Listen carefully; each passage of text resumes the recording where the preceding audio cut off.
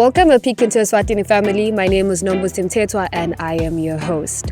This is our 5th episode today, and with us today we have Tasnim Da Cunha. She is the founder and designer of Crafts Avenue. They sell jewelry and any crafted items. So let's head back to the studio where we get to know more about her as a person and what her business has to offer.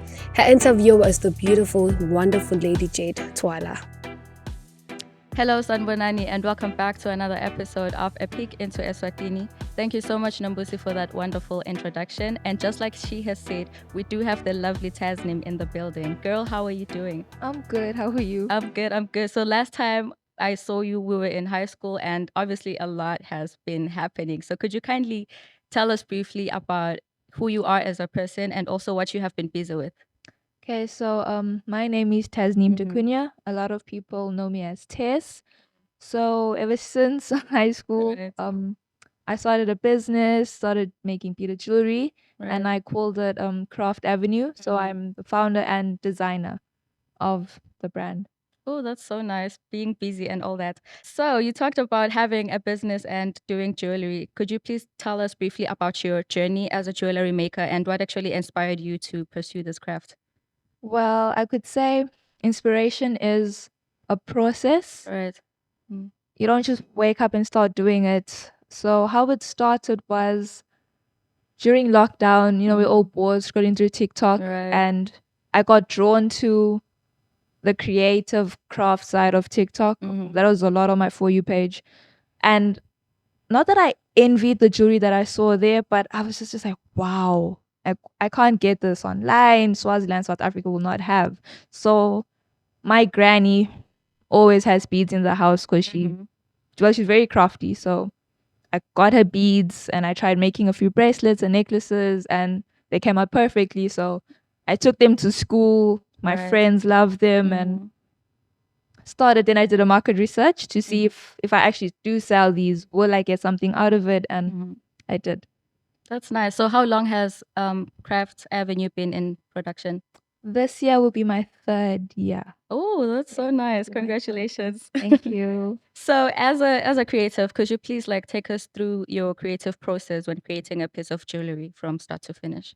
Okay, so normally if I'm making something personalized for someone, Right.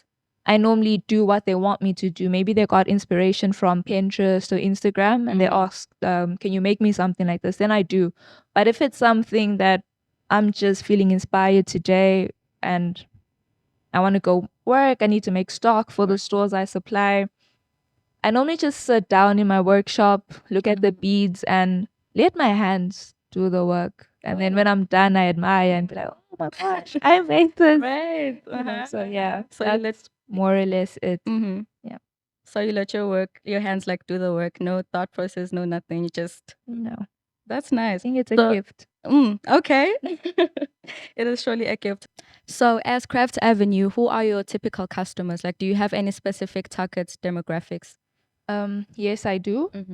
And when I first started, I noticed that the traditional Swazis weren't keen to my products when I first marketed to them.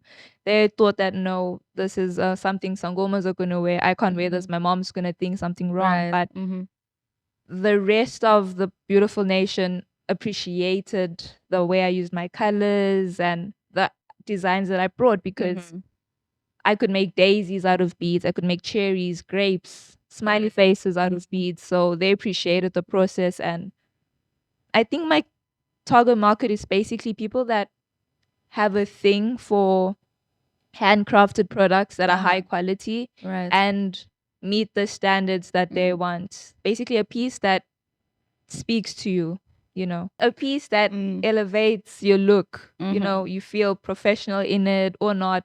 Whatever it is, like something you saw on TikTok or anywhere, I can make it for you even better. Oh, So okay. my customers know that and they love it. I love that you said even better. Okay, quality products. That's nice. So earlier you mentioned something about your grandmother being a jewelry maker as well. So how has she impacted the way you do your pieces? Well, from a very young age. So I grew up with my granny. If I Right. wasn't in boarding school, I was back home with my granny. And she wouldn't let us just watch TV. You know, she'd say, "Oh, come make this." So I learned how to make a tebesha when I was in grade 4. Oh, that's You know? nice. And I used to find it boring. I'm like, no, I want to go watch Disney. Like, Right. be sitting with the beads. Mhm. So she's always like had the sewing because she used to own a bridal shop as well. Mm. So when I started my brand, she's like, you know, you're still in high school. Do your schoolwork, whatever orders you have, just teach me how to do it and I'll make them for you. So I did show her a few stuff. And normally when I'd like go back to the farm, Right. I'd notice she's created things I've never seen. And I'm like, wow, can you show me how to do that? So we'd like always bring our minds together. So whatever she makes inspires me to create something more along those lines as well. Oh, that's very, very nice. That's awesome, actually, that you learned to do like Gabesha at like grade 4. Yep. Yo. That's very, very awesome. And if you know, you know. Oh. Creating one beat at a time is Right. fun. Because just looking at it, it's like, how did they even get to like do the whole thing? Designing. Yeah. I had to I made a T and a D Uh-huh. on both of them. So I learned. That is so very like awesome. So having been in the business for like 3 years, are there like any unexpected obstacles or setbacks that you have encountered? Well, the only ones that I could remember is starting in high school. So I was doing an IEB syllabus. So my assignments were more demanding than I expected. But I had to weigh whether am I doing this order or am I doing my homework? And I always fell on, you know what, I'm happier doing the beads. I'm happier making those bracelet. Homework, I'll see it later. Right. So I may have affected my schoolwork, but thanks to God, I still passed. Even though my teachers were like worried, they're like, we don't know how you passed, but you did it. And I'm like, I tried working hard, both sides. I wasn't gonna let I call Craft Avenue my baby. I wasn't gonna let my baby suffer. So I said, you know what, mommy's gonna do both. I'm gonna carry both of you and we'll finish. So I think those were the only ones that I faced. But other than that, I thank God everything has been cruising nicely. Oh, okay. Okay, that's very, very nice. So balancing schoolwork and your business, like what kept you inspired and motivated this whole time? I thank God for my tribe. My friends, they were the first ones to buy my products. And you know how friends normally say, oh, can I have for free? Right. No, mine paid full price. They paid and they support me every time. If I post something, I have this one friend. He is on all my comments. Like he's always pushing me and I thank God for him too. And there was something he told me once where I felt like I can't carry on because I wasn't seeing where I wanted to go or what I didn't know my story, let me say that. So he said, whenever you're feeling lazy or unmotivated, remember you're disrespecting us that believe in you. I was like, oh, that's deep. Yeah, right. I'm like, okay, I'm gonna get off my bed and I'm gonna go make something. So I always keep him in mind when all of that happens. Yo, that was really deep. Now that I think, wow, okay. I was like, disrespect. I'm like, okay. I just got motivated just sitting here. Like, I just know that there's people out there that see you. You never know who's watching. Because like when I started, I noticed a lot of other brands started coming. And a lot of them did say that, you know what, you inspired us. Your products are beautiful. So when I was ready to give up, they keep saying, you know what, I started this and I must take it to the finish. God didn't take me this far for me to stop. Right. That is so nice. I think that's another thing that we forget as people. It's like other people are watching us as well. Exactly. We think that it's only us, but no, other people are also watching. So on that note, what advice would you give to someone starting out in the jewelry making business? Is that be it different. Eswatini is very small and our market is also small. Right. Your consumers, more or less. So if everyone is going to be making the same thing, you're not going to stand out more than anything. So you're just going to like feel like, no, maybe this is not for me. Try to do something different. Right. You know, like I noticed everyone is doing the same thing. And a lot of them will ask me, oh, where do I get this? Where do I get this? And I don't know Bobon much, but Manzini has everything you need. You can go to the local market for your seed beads or even inspiration. You have standard traders, you have global fabrics. for everything you need. There's one shop that everyone goes to, and that's how then their jewelry all starts looking the same. Yeah. So I'll just say explore your options, Mm. find something you're good at, Right. and work hard on it, and you'll be fine. Mm. That's very, very nice. I think that's also another thing that is lacking in society these days, individualism. Because everything looks the same. Even on Instagram, you go, everybody's Dude. just looking the same, thinking the same thoughts. Like we no longer have that individuality. Yeah. So on that one, how would you, I guess, what advice would you give to someone so that they can be able to be different, like allow themselves to be different? Because sometimes being different is scary because you're doing something that people are no longer doing. Like, what advice would you give to someone on that note? I'd tell you to ask yourself why you started in the first place. Did you start because you thought, oh, there's money here? Or did you start because I love being a creative? I Right. love the jewelry. Mm-hmm. And if you have the right intentions, I feel like you and God will create something beautiful together. Whether it's a bracelet or a necklace or whatever it is you're doing, just try get inspiration from others if you can, and recreate something. Doesn't have to be exactly the same. Try be different. 'Cause I just Try to be different. because even in the rural areas, you find in a community, this homestead is selling lettuce, that one selling lettuce, that one selling lettuce, that one selling lettuce. Like, be different. Let one homestead sell lettuce, the other one spinach, the other one cabbage. Let your be different. Don't say, oh, I want to sell lettuce because my neighbor's selling lettuce. Be different. So when I started, I noticed a lot of people tried making my necklaces, but it didn't look like mine. So then they said, you know what, I leave. So now they're trying to do other stuff, which I see is fine. But if you need help, you can come ask me, guys. I got you. Yeah. Okay. Thank you. We're got you. gonna come. We're gonna come. So, if you could go back in time, what piece of advice would you give yourself at the beginning of your jewelry making journey? Is that you belong. When I first started, God blessed me and I got the opportunity to be in Luju, the Luju festival. That's nice.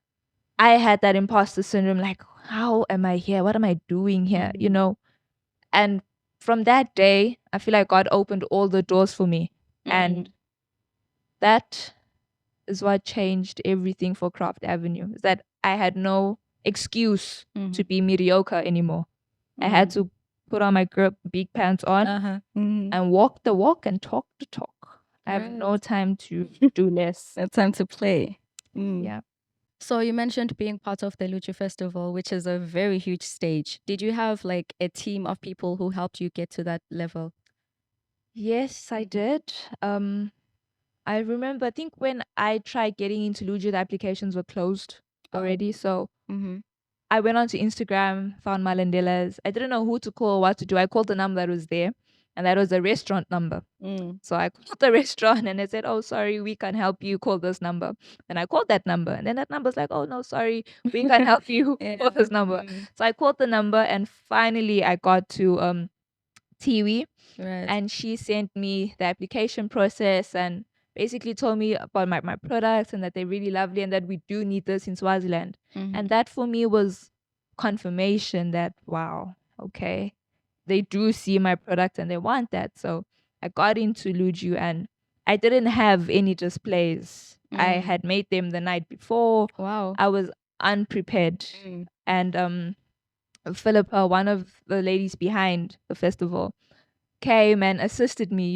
She went to her garden, cut flowers, put them on my table. She got plates for me to put my jewelry on. And Vanessa, they were just all there helping me. And that was beautiful. I mean, we all need a helping hand. Yeah, we do. We all need a helping hand. And I ran out of stock. Like, I sold out on the first day. Oh, amazing. And now I'm like, no, Sunday, I need to sell something. What am I going to do? So that's where my granny came in again. So I called her and I said, oh, granny, please, if you can you make me like 30 of the daisy necklaces and I'll try and make waist beads and stuff like that. So we did that and I managed and I was able to meet the demand of my clients that day. That's such an amazing story. So from what you just said, I got two things. Number one, shoot your shot. Because the applications were closed and you just kept on calling. So shoot your shot. And number two, have a team. Yeah. Have a team. So how can people get in touch with you, like if they want to collaborate with you or check out your products?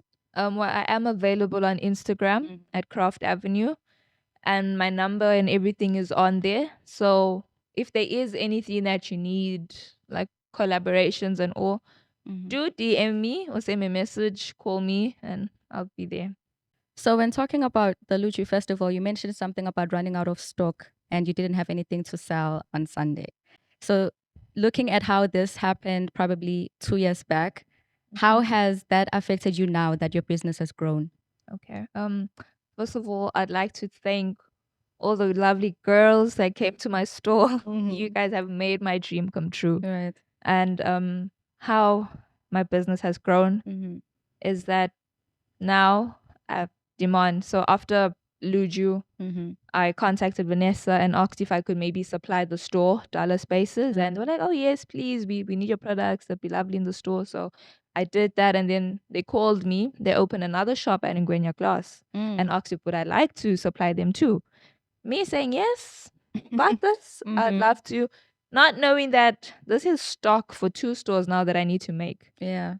And on top of that, I've also recently started selling my products at Vanity Beauty Bar. And now that's 3 stores I need to have product for. So me and my granny so far have been doing a great job.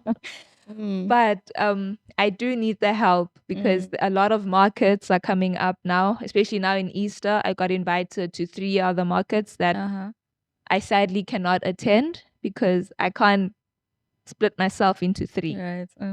And my granny doesn't like being in the front. She likes being at the back because she says, no, she's a bit shy. She doesn't want to sell. So I always have to be in front doing everything. So that's, I think, a challenge that I'm facing right now is employing is a bit scary because, I'm still like hands-on. This is my baby. I don't know how to give it to someone and say, hey, this is what I want you to do. This is how I want you to sell. These are the products. So hopefully with that, with more growing, I'll be able to find people that I can trust that will represent Craft Avenue at the different markets. Then I won't disappoint. Yeah, everyone can have a slice of the cake. So when it comes to personalized items that you create for your clients, is there anything that you are not willing to do? For example, some people are not really fond of the whole zodiac sign situation that is really trending on TikTok. Yeah. So with my business, Craft Avenue, I intended to glorify God with my business and my beliefs.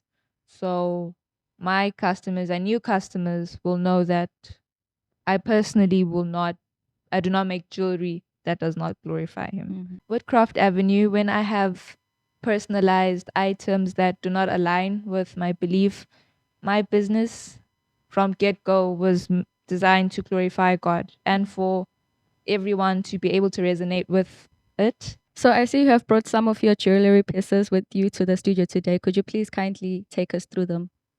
Okay, so these are one of the items that I have at the stores, Dollar Spaces at Malandela's and the Dollar Spaces concept store at Ngwenya Glass and Vanity. These are available online too for order in case you want a different color.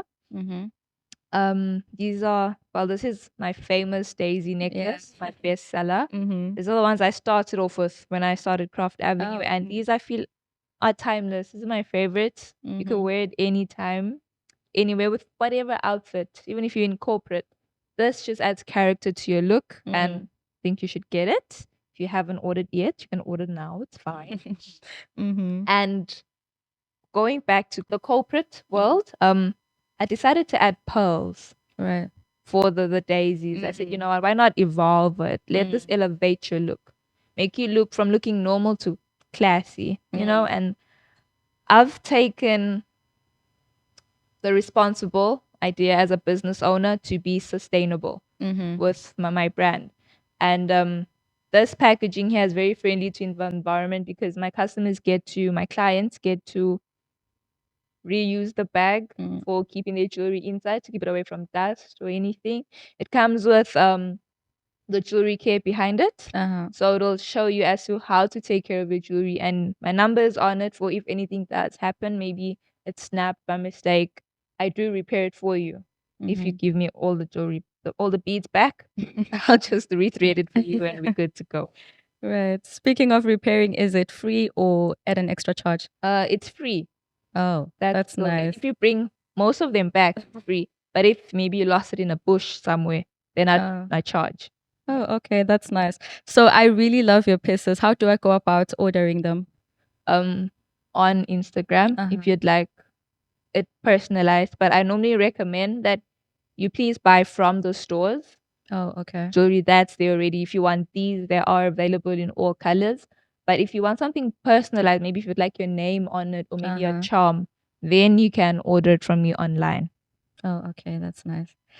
So my last question to you as we come to the conclusion of this interview, what's in store for the future for Craft Avenue? Like, are there any exciting projects or trends that you're looking forward to? Well, that one is a secret that I will tell you for my lovely people to hear.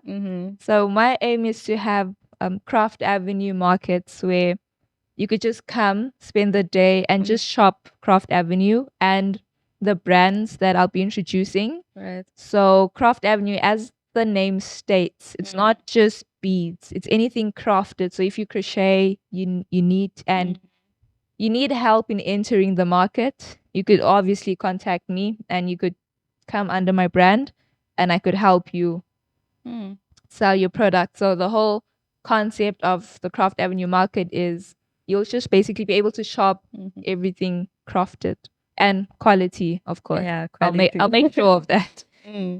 So Tasnim, do you have any final words that you would like to tell the public? Yes, I do. I just want to say thank you for having me. And that this was one of my first. I was very quite shy, but you made me feel home, made me feel comfortable. So thank you so much. And to the public, I hope you enjoy the video and you learned a lot from it. And I am available for whatever you need. Please do contact me and let's grow together. Let us grow the creative industry together. What if you need products that aren't in the country, we could always source them out and share the courier fees, because we all know DHL is expensive. Okay, let me not say DHL. We all know that shipping costs are quite expensive, and if you're paying for it all by yourself, it's a bit much. But if you order in bulk and then just share costs, that makes it so much better. So to my creatives out there, let's build a community together. Thank you. Right. Yeah. Community is very needed, especially in a country like Eswatini. It is. And that's some pretty good advice on splitting the cost as well. I think that's very, very important. And that is all we have for you guys today on our episode of A Peek Into Eswatini. Thank you to Taz for joining us today. And as always, continue to watch the podcast, share, subscribe. Over to you, Nombusi. Thank you so much, Tasnim, for coming into the studio, for sharing with us your journey and your passion for crafting. What I've learned is that it's important to have people that back you up, support and love you and hold you accountable for all the things that you do. To anyone that is interested in getting a product, please do check out her Instagram page. They are called Crafts Avenue. Feel free to DM her for any questions and if you want any personalized items. To our first-time viewers, please do hit the subscribe button, like and comment. Also, do follow us on our Facebook and Instagram page. This is me signing out. May God bless you all.